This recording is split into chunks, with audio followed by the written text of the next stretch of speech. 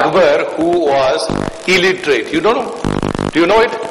Akbar the Great, he is considered in history as a great ruler, and he was illiterate. So much so that he could not read and write his own name. If you have watched the movie Jodha Akbar, Jodha, by lot of efforts, he learned to write Urdu and she wrote the name of Akbar. When she goes to Akbar, then Akbar is not able to read his own name. She says, "ठीक है." It means he could not read the name, and Akbar is the great. So, because he was surrounded by the best of the wisdom, wise people around, and he could go for such kind of thing, and he was, यदि पढ़ा नहीं भी था तो उसको जब मौलवी साहब जब बचपन में उनको पढ़ाते थे, तो मौलवी साहब ने शुरू किया अली बे तीसरे लेटर की कभी चांस ही नहीं आया, because as a child Akbar will run after the horse और स्क्रिल, by the time he would come back again अली बे. This continued for 1 month. 1 महीना जब गुजर गया तो मौलाना साहब नाराज हो गए. He became very unhappy and said कि जहां अपना ये तो तय है कि आप नहीं पढ़ेंगे, लेकिन ये भी तय है कि मैं सब भूल जाऊंगा. बिकॉज 1 महीने से इसे आगे मैं बोलता ही नहीं तो मैं भी भूल जाऊंगा कि होता क्या. पता अकबर ने उसने क्या कहा मौलाना साहब आप बिल्कुल चिंता मत करें कि इस दुनिया में जितने महान लोग हुए हैं, जीसस कभी स्कूल नहीं गए, प्रॉफेट मोहम्मद कभी स्कूल नहीं गए, और इस तरह के तमाम बड़े बड़े लोगों का नाम आप जानते होंगे, they never went to school, सब अनपढ़ थे, ये सब महान बने, अगला महान मैं बनूंगा क्योंकि मैं भी अनपढ़ हूं. I don't want to suggest you कि आप पुणे सिटी में रह के इतना हायर एजुकेशन ले रहे हैं और गलती कर रहे हैं. I don't want to suggest you that. What I want to say कि to be successful in life you need to learn how to use your learning and to make it practical in this age, because when you have a lot of competition, only those people would succeed in life and become happy who know how to lead life wisely. It is always said, reach God with emotions, but reach life with wisdom.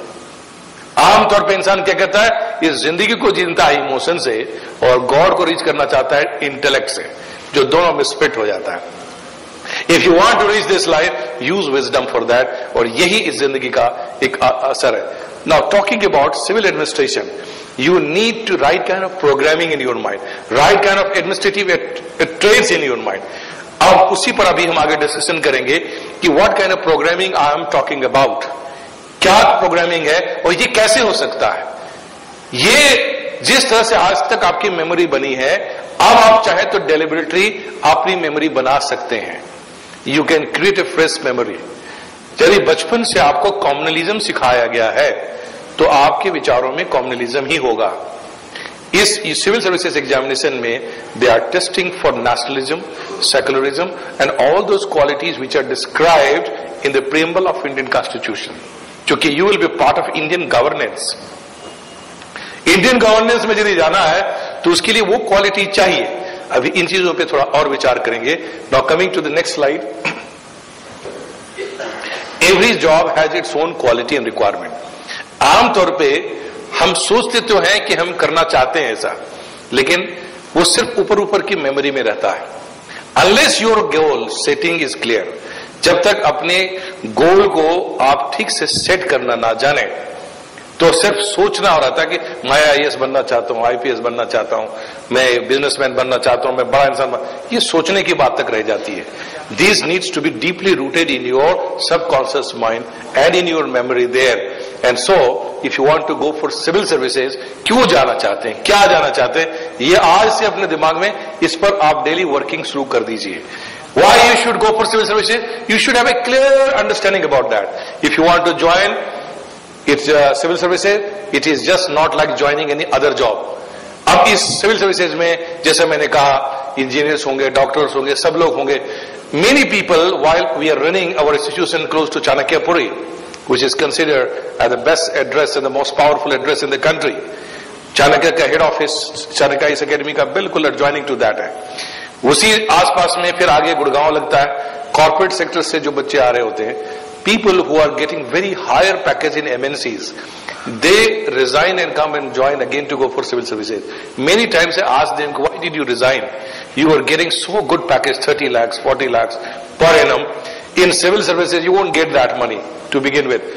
उसने कहा कि sir हमने engineering की, software engineering की, बड़े बड़े degree लिया, पैसे भी मिल रहे हैं, but at the end of the day, what I get? I am sitting before the computer, right from morning to evening. Policies are made in America. I have to implement on the computer. I am losing my identity that I made for it this only.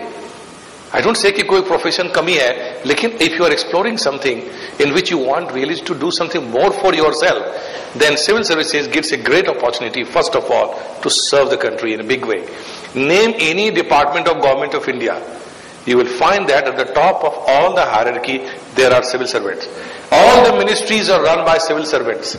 Ministers will come and go, but civil servants will always continue to run the system.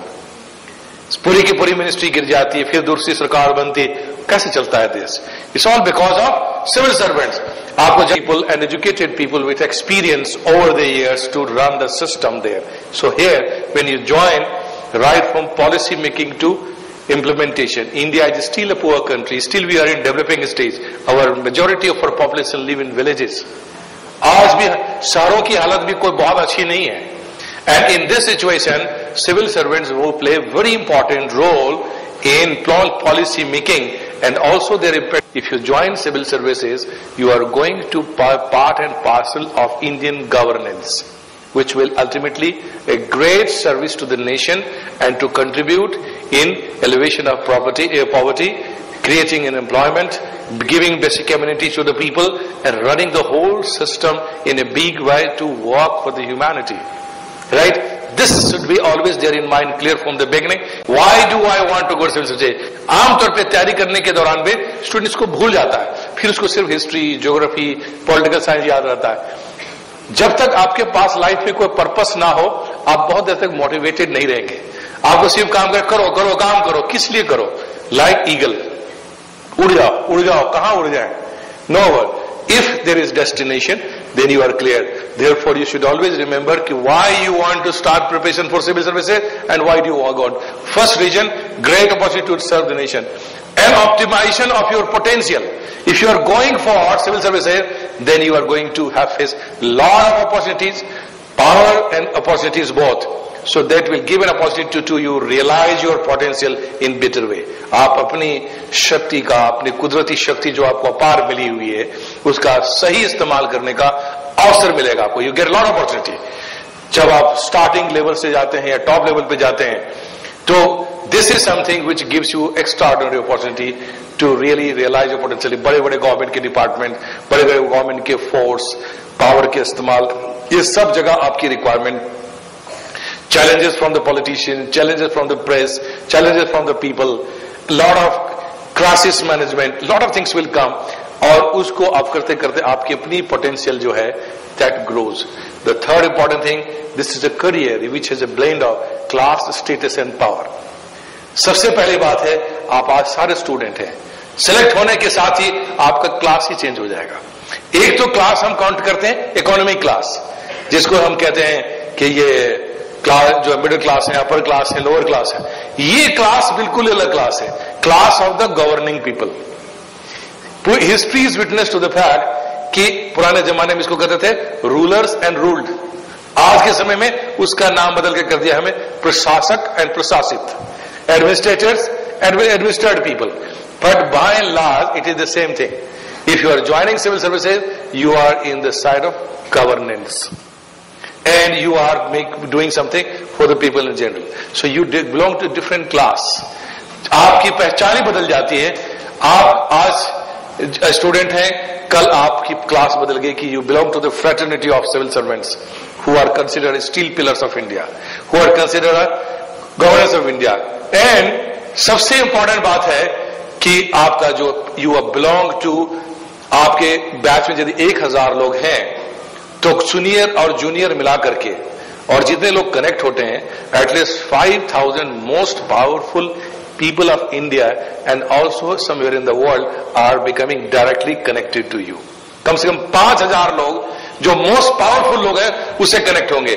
आप यदि यहां पुणे में DM हैं, ASP हैं, आप बिहार में, तमिलनाडु में आसाम में कहीं किसी को कॉल करना है, इमीडिएटली मेरा बैचमेट कौन है वहां, नहीं भी है तो बोलेंगे I belong to batch 90 IAS, I want your help from there. वहां का डीएम आपको कहेगा आई बिलोंग टू 92 88, बस तुरंत फ्रेटर्निटी बन गई और immediately you are able to catch hold of that. आपसे नजदीकी हो जाए, दोस्ती हो जाए और आपका स्टेटस में क्या इजाफा आएगा, इमीडिएटली आपके घर के लोग इमीडिएटली से कि yes now we are the parents of IAS officer, IPS officer.